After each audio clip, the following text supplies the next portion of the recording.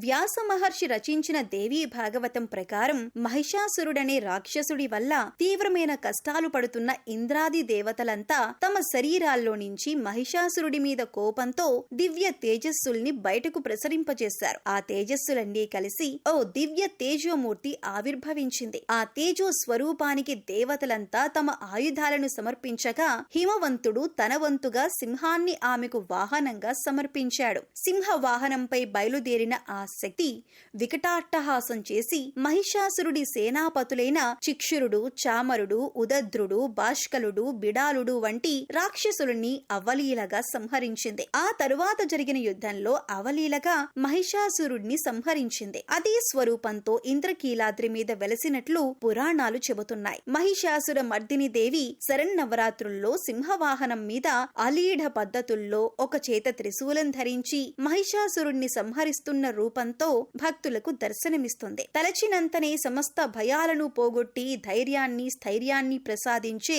మహిషాసుర మర్దిని దేవిని దర్శిస్తే సకల భయాలు తొలగిపోతాయి. ఈ రోజున అమ్మవారికి ఆకుపచ్చ రంగు వస్త్రం సమర్పిస్తారు. అమ్మను వివిధ రకాల పూలతో పూజించాలి. ఈ రోజున అమ్మవారికి నైవేద్యంగా చక్కెర పొంగలి, గారెలు సమర్పించాలి.